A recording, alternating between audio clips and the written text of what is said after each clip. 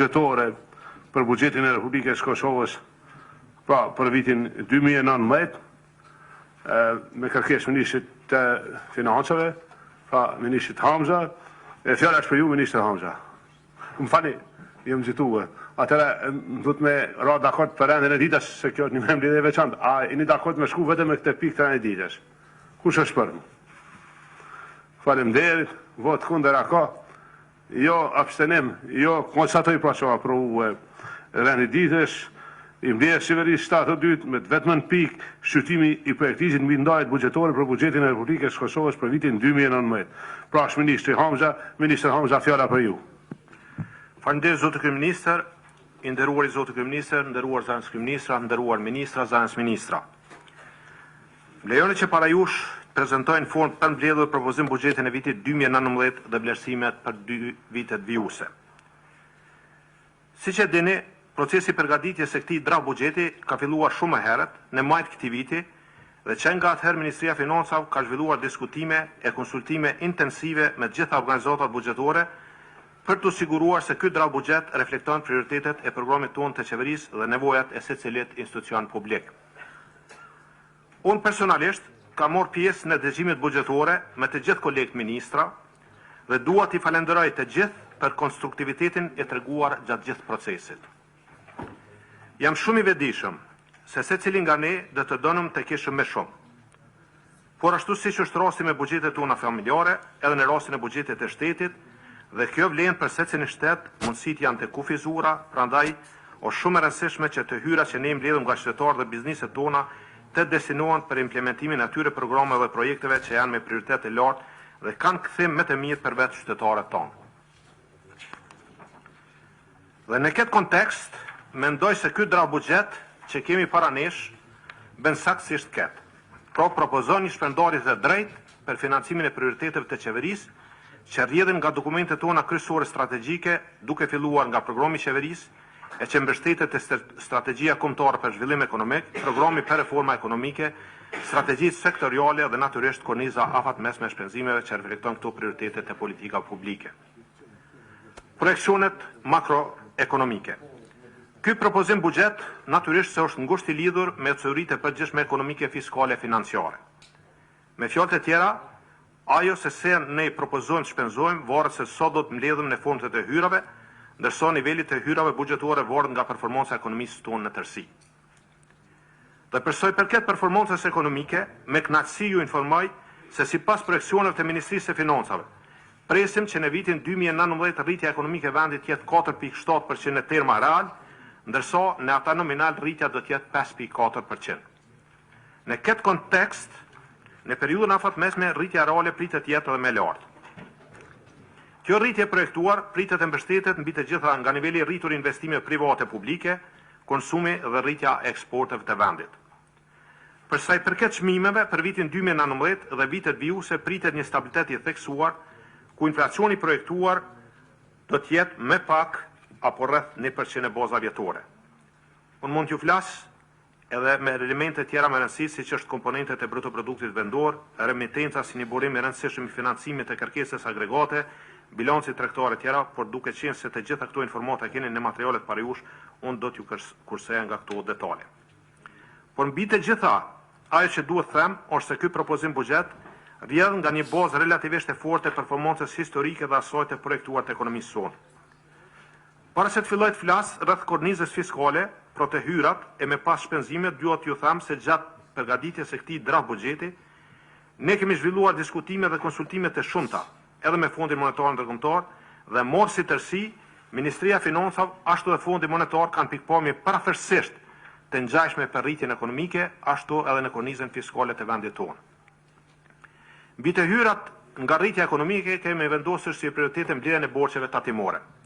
Duke përcjell rekomandimet e fondit, kemi vendosur që një pjesë të ndarjeve ta lejojmë të shpenzohet vetëm pasi që të mbledhen të hyrat të cilat grumbullojnë nga mbledhjet e borxheve. Tani më lejoni t'ju flas me në detale për kornizën fiskale të vendit, pra të hyrat dhe më pas edhe për shpenzimet buxhetore. Të hyrat. Projekcionet mbi të hyrat e përgjithshme buxhetore për vitin 2019 dhe vitet vijuse janë të ndërtuara në këto parime. Politika tatimore do të jenë mbështetëse të sektorit privat, ku do të ofrojnë lehtësira të reja.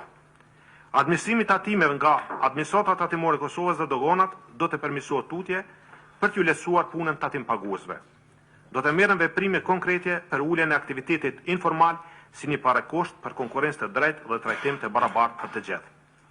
Rrjedhimisht, duke mbështetur në këto parime, presim që në vitin 2019 të hyrat totale buxhetore të jenë në vlerë prej 1 miliard e 949 milion euro, gjë që paraqet një rritje prej 7.3% në raport me vitin 2018 ose në vlerë nominale një rritje prej 132 milion euro.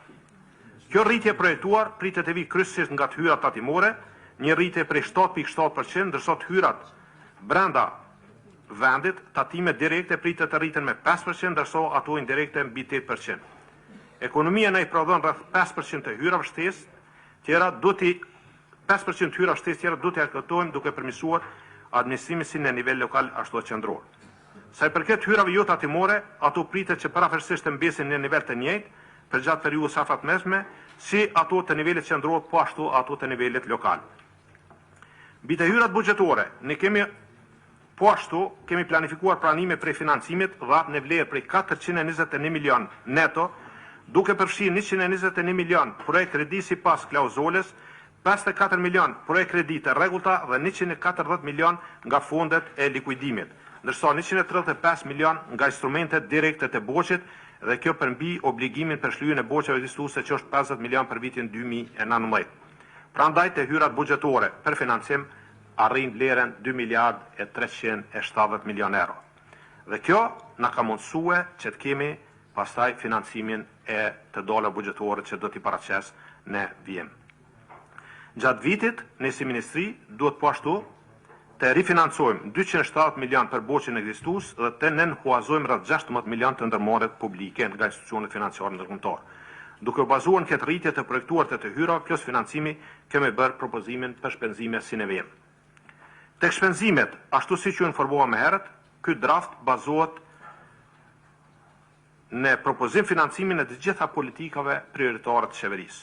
Do të ketë rritje të theksuar për financim të projekteve kapitale me karakter publik, gjë që do të ndikojë direkt në rritjen e produktivitetit në sektorin privat. Rritje do të ketë për të gjitha kategoritë ekonomike, duke mbajtur një buxhet të balancuar midis shpenzimeve rrjedhëse dhe atyre kapitale. Rritje do të ketë edhe për nivelin lokal.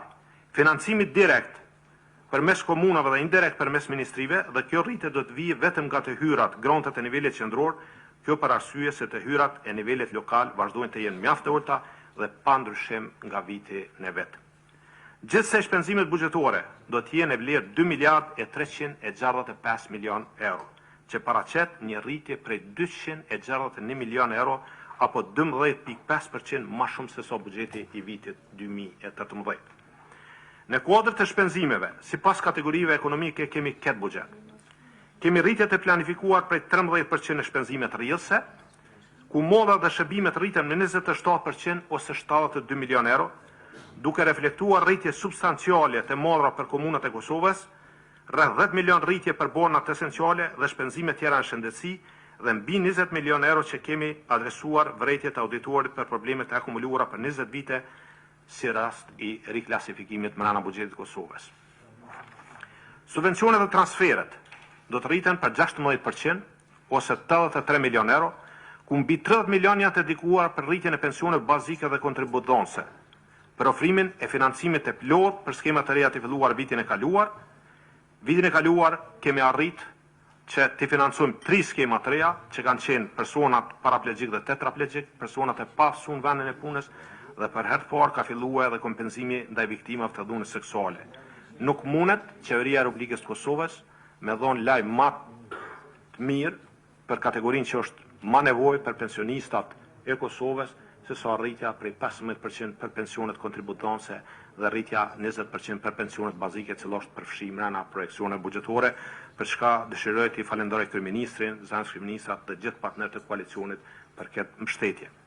Investimet kapitale në anën tjetër i kemi rritur për 11% apo 75 milion në raport me vitin 2018. Për sa i përket investimeve kapitale, kjo rritje e shpenzimeve vjen si rezultat i përmbushjes së nevojave të mëdha të ekonomisë vendore për investime në projekte me karakter publik, duke mundësuar financimin e shumë projekteve ekzistuese dhe të reja.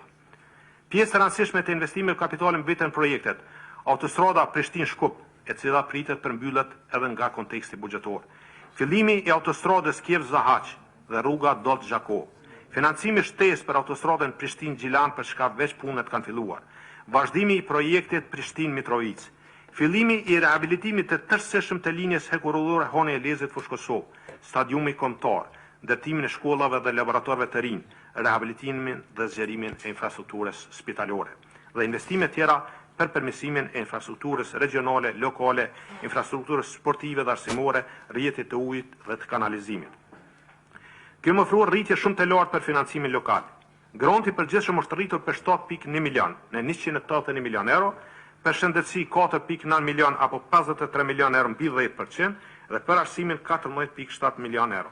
Është financuar për herë të parë edhe ligji i Prishtinës dhe ai i obliqit me gjithsej 15 milion euro. Me anë të programet e qeverisë, nëse bashku kemi vendosur prioritetet kryesore të cilat kanë shërbyer si urrëfys në shpërndarjen e buxhetit. Sundimi i ligjit, arsim cilësor, përkujdesje cilësore shëndetësore, zhvillim ekonomik, qeverisë e mirë dhe kohezion social. Institucionet përgjegjëse për sektorin e sundimit të ligjit dhe mbrojtjen morën mbështetje të shtuar financiare prej 6% krahasuar me buxhetin e vitit 2018, duke arritur dhe të kaluar për herë të parë shumën prej 200 milion euro. Për këtë sektor dhe duke mos përfshirë edhe implikimet e ardhshme nga ligji i pagave që prioritizojnë edhe me te këtë sektor.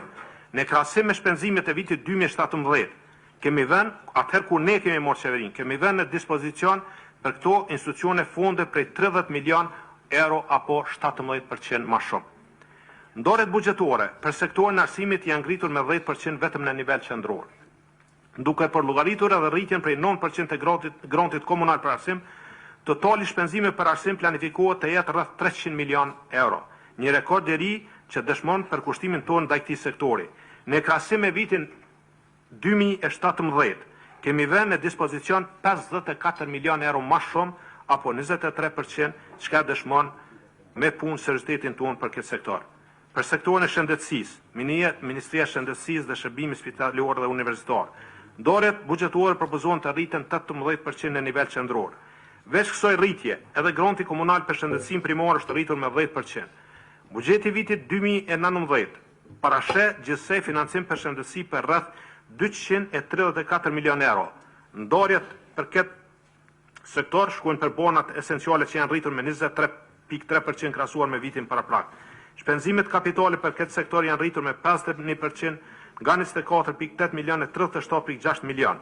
Në këtë sektor kemi rritje prej 31% krahasuar me shpenzimet e vitit 2017, atëherë kur ne kemi marrë qeverinë, apo shprehur në miliona, vitit 2019 do të ketë në dispozicion më shumë se vitit 2017 55 milion euro shpenzim.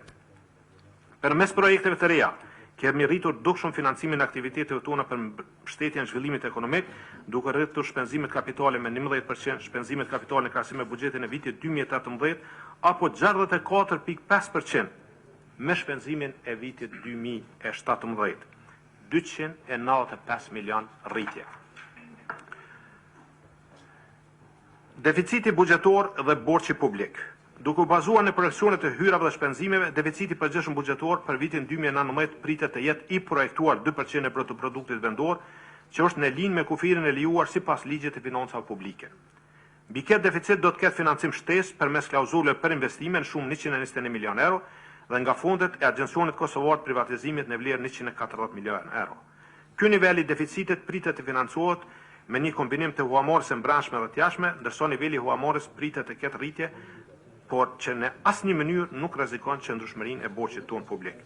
Dhe në fund, më lejoni të përmbylli duke theksuar se ky propozim buxhet ofron më të mirën për qytetarët dhe ekonominë tonë, duke pasur parasysh kufizimet që na imponohen nga shumë faktorë të brendshëm, tatimet, letrat me vlerë dhe faktorët e jashtëm financimi përmes huamarrjes. Ky propozim buxhet është në linjë me ligjin për menaxhimin e financave publike dhe përgjegjësitë, duke respektuar rregullimin e deficitit buxhetor, rregullën mbi paga dhe duke projektuar nivele adekuate të bilancit bankar. Pas shqyrtimit të këtij propozim buxheti, ju ftoj që të njëjtin ta aprovojmë dhe ta procedojmë në kuvend brenda afatit ligjor. Faleminderit shumë. Faleminderit Ministër Hamza. Vërtet tashni konfirmim pra se po hym në një vit tashëm pra financiar me projekcione të qarta ku edhe prioritetet pashtu janë qarta, pra shihet se me këtë buxhet pra i është dhënë përparësi ose prioritet është mbrojtja, mbetët mbrojtja, është rendja, është gjithësori, pastaj shëndetësia, është arsimi, mjedisi, janë pensionet, edhe bazuar në të gjitha këto që ndëgjuam nga ju, pra zoti ministër, mendoj se mund t'ja konfirmojmë Kosovës jo vetëm një qëndrueshmëri pra buxhetore, por edhe një respektim të gjitha prioriteteve dakordume ndërsjell gjatë kohës së qeverisjes dhe gjatë kohës së identifikimit të këtyre prioriteteve. Unë po ndalem me kaq e hapi për diskutim, kushdo që e kërkon fjalën, urdhani. Ministri Leka, urdhë Ministri Leka. I nderuar kryeministër, nderuar zëvendës kryeministra, ministra, zëvendës ministra. Përgëzoj ministrin e financave për punën e shkëlqyeshme të bërë rreth përgatitjes së buxhetit për vitin 2019. Padyshim që është një buxhet i cili reflekton nevojat për zhvillimin ekonomik dhe i merr parasysh edhe ato për mirëqenie sociale të qytetarëve të Republikës së Kosovës.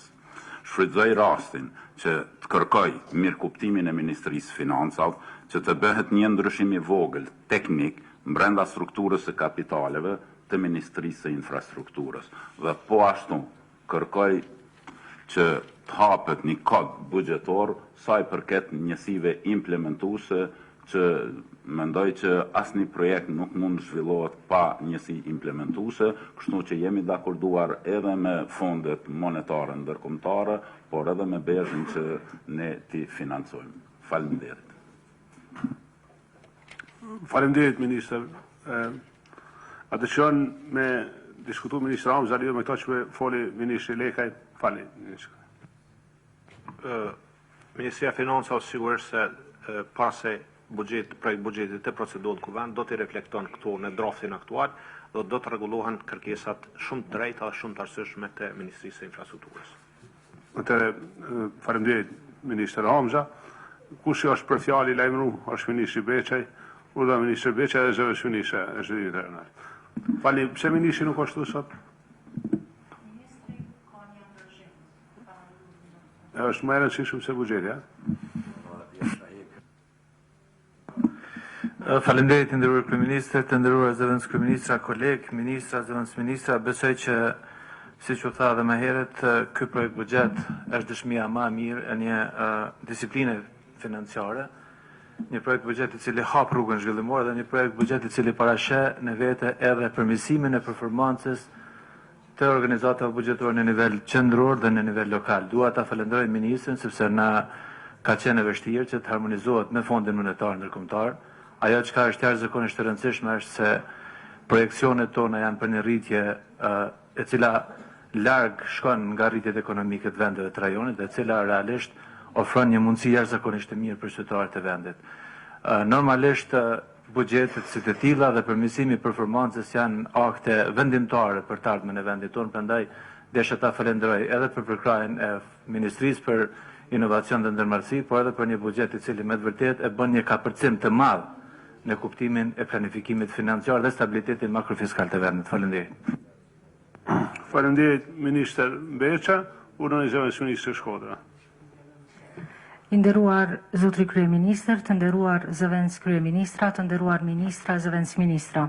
Fillimisht falenderoj ministrin e Financave për përkrahjen që i ka bërë Ministrisë së Zhvillimit Rajonal në kërkesat që i kemi pas, megjithatë sipas informatave që tani veç kam do të thotë prej stafit ton, kemi një kërkesë do të thotë që dëshirojmë të bëjmë të ditur këtu pranë të gjithë juve. Ministria e Zhvillimit Rajonal si ministri e re do të thotë është në proces të plotësimit të stafit të vet, do të thotë stafit civil dhe në kategorinë do të thotë paga dhe mëditje, do të thotë kërkesa jon ka qenë është shifrat janë aty për të mos i përsëritur, mirë po kemi një mungesë të diferencës prej 85.000 euro e 266 euro. Në mallre dhe shërbime për shkak që Ministria e Zhvillimit Rajonal tani ka kaluar në një objekt të ri, në të cilin ka do të thotë obligime ndaj qiras, sigurimit të objektit, do të thotë kemi Ju falenderoj, zëvendësministër, falë se këto detajet teknike të kërkesës nuk I kem ne me rëndësi sot. Kërkoj ndjes kryeministër, faleminderit edhe për juve. Ja bëj të ditur edhe ministrit. Dikush tjetër ka, ura ministër Berisha. Faleminderit kryeministër, të nderuar zëvendës kryeministra, ministra, duke marrë parasysh planin gjithë përfshirës të transformimit edhe leximet e 3 projekt ligjeve që parashifet këtë vetë me përfundu leximin e dytë dhe duke marrë parasysh edhe rekomandimin e rishikimit strategjik të sektorit sigurisë ku parashifet që çdo vit kalendarekt ose vit fiskal të rritet buxheti për 5 milion.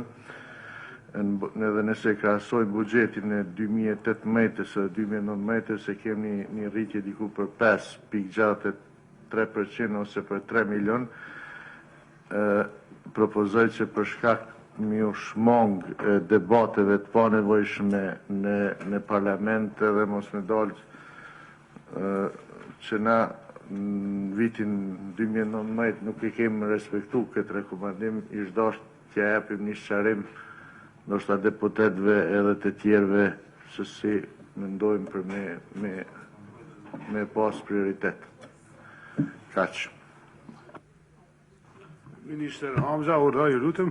Faleminderit zoti kryeministër, duke I mirë kuptuar kërkesat e drejtë kolegëve të mi ministra edhe të ministrive të linjes, unë pajtohem që kjo çështje të korrigjohet sot mas mbledhjes së qeverisë, mbi bazën e kësaj që ka bërë diskutohet dhe buxheti e kemi dhënë edhe deklaratën financiare, edhe kështu shumë deklaratë financiare që aq sa ka nevojë edhe kërkesa mbi planet dhe strategjitë e ministrisë se forcës sigurisë të Kosovës, ne do ta përkrahojmë me buxhet, mirë po kërkesa juve do të reflektohet, zoti ministër, para se buxheti të procedohet në kuvend dhe unë I lus ministrat që ta përkrahin projekt buxhetin me propozimet që u dhanë nga ministri Lekaj, me propozimet që u dhanë nga ministri I FSK-s dhe kjo të reflektohet në buxhetin e FSK-s dhe ne si Ministri e Financave të autorizojmë që të bëjmë këto ndryshime dhe pastaj I njëjti të procedohet në kuvend.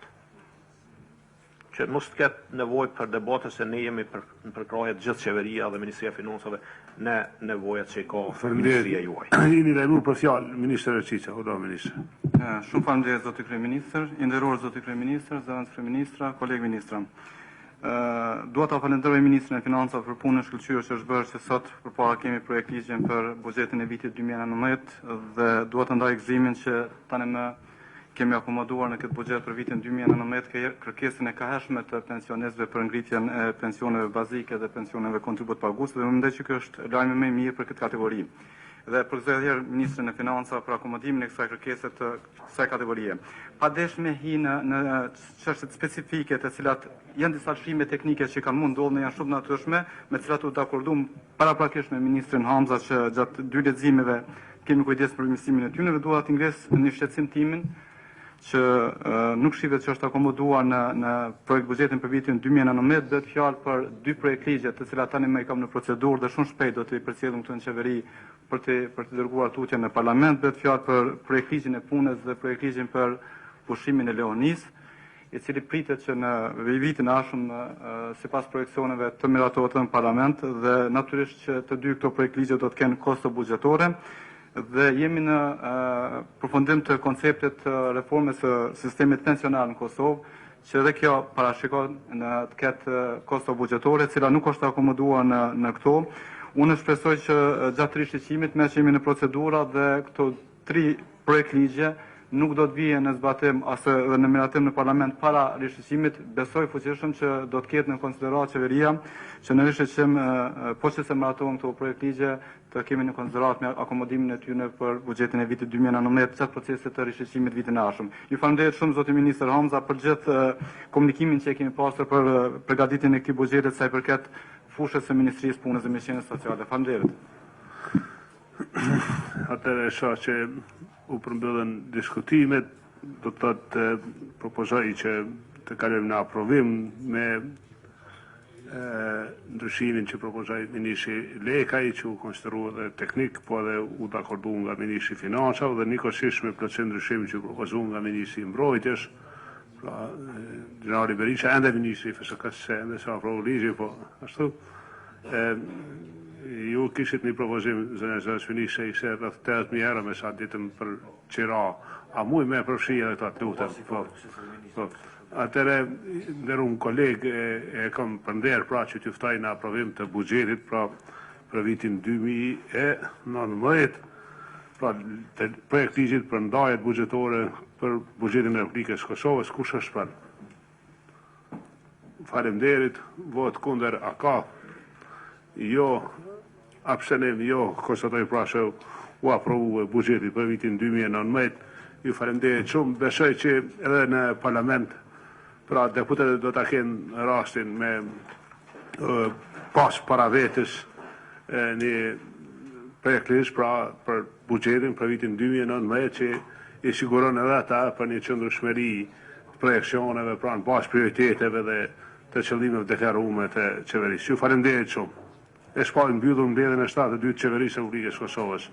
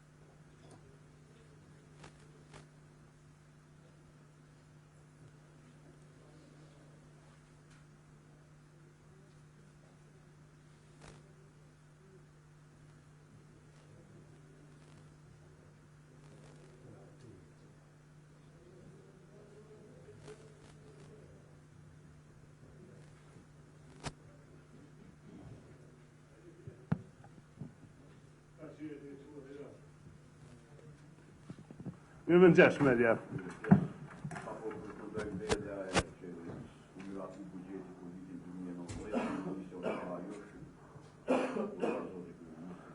Atëre, përshëndetje, media të thotë bugjeti për vitin 2019, ma veç e ndëgju gjatë punimeve të qeverisë, mu i mi thonë që janë respektuar ato që janë prioritetet deklaruar veç gjatë gjithë kohës, gjatë këtij viti. Pra mbrojtja është prioritet në të rast, u ra dakord mu plotësua dhe kota që u propozu nga ministri SSK-s është rendi, pra policia, mekanizmat e rendit publik, gjyqësori edhe prokuria, shëndetësia, arsimi, mjedisi, edhe ajo që është lajmi mirë, besoj që ua kemi pas borç, e ua kemi çdo herë janë pensionet që janë rritë. Tash bugjeti është 2.370 milion. Si këti ilë është pra një projekcion i qëndrueshëm edhe besoj që është një lajm i mirë për Kosovën për vitin që po him. Fjala juaj.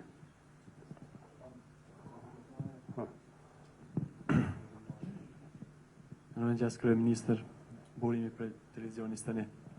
1, 2, 3.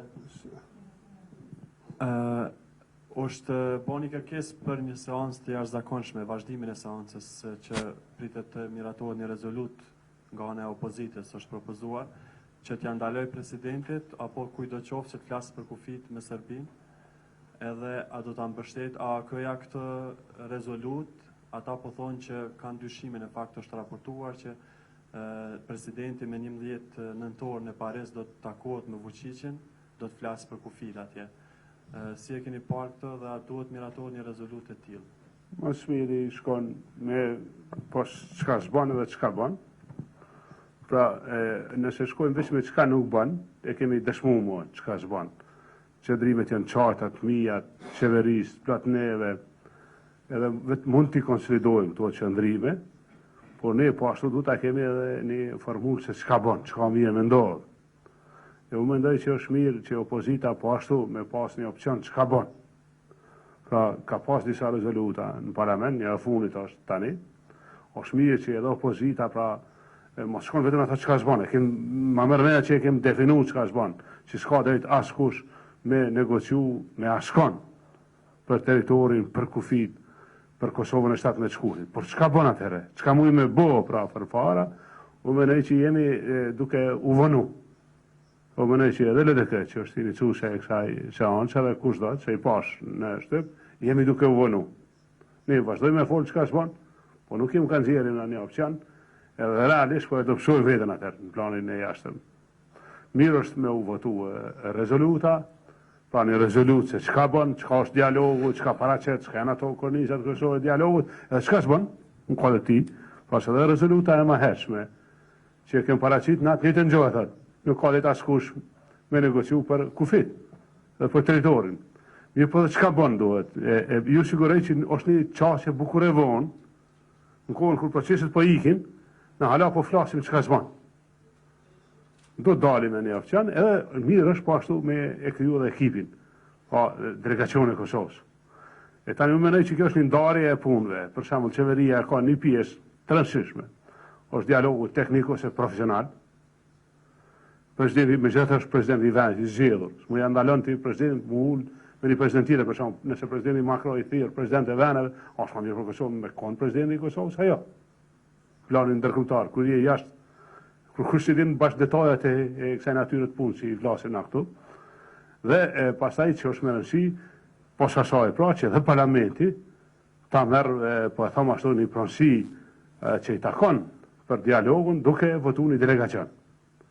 Jam i sigurt që në këtë total të punëve, detyrave, atë s'ka mundësi dikush me befasu Kosovën, me i marrëveshje që e befason për kufi apo për territor. Në i pyri tërë, po.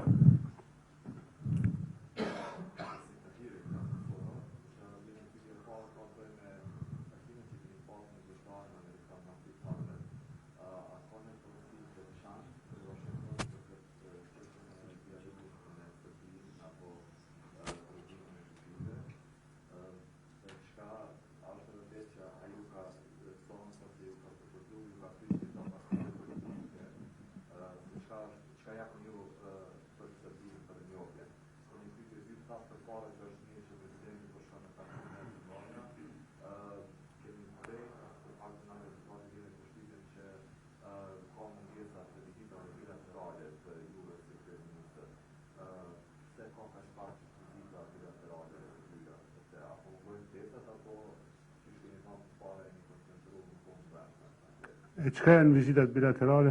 Me vizitu vene? Për besh që më marrë me ateve që të thëmë dhejtë. I presim ta që na vinë, që është respekt, po s'po më rrim me shku me ndjek të tema se punë të shpis. Nikosisht, tek çka ka thënë zoti Palmer, unë s'kam drejt me folë. Është ambasada Amerikës, thyrni ata ju tregojnë. Çka thojmë ne, ju i dini qëndrimet tona, cilat janë, çdo gjë. Mirë po është shumë me rëndësi që ka ardhur zoti Palmer në Kosovë, një njeri i rangut ti, duke pas parasysh sa të ngarkuar janë në Amerikë me tema, shumëta me zhvillime. Vërtet dëshmon për një vendosmëri të Amerikës pra, me mbet me Kosovën e me rajonin. Për kjo është porosia kryesore ardha e tij. E për më shumë është ambasada e Amerikës. Kemi bërë një prononcim atë ditë në një deklarat, i kemi thënë ato të zakonshme, të gjitha që i dini, çdo që po i them sot, pra s'ka në ndryshim, s'ka diçka të re. Nuk po di si me, veç muj mu këthymi përsërit vetëm, po mendoj që në këta 4 muj non-stop i thojmë ato që janë qëndrimet qarta, po marrëveshje ligjore obligative për njohje reciproke me Serbinë, jo marrëveshje bazu as në territor, as në kufi. Ato janë do të thotë vetëm kamuflazh për ndarje, pra për ndarje të Kosovës. Jo, Kosova është ajo, është me të shkurtit, edhe po pajtim, jemi të interesuar në pajtim, jemi të interesuar pra që të përmbyllen çështjet e mbetura, pra hapur në janë, edhe i gëzohemi suksesit sikurse të Maqedonisë e të tjerëve. Rasti konkret. Faleminderit media.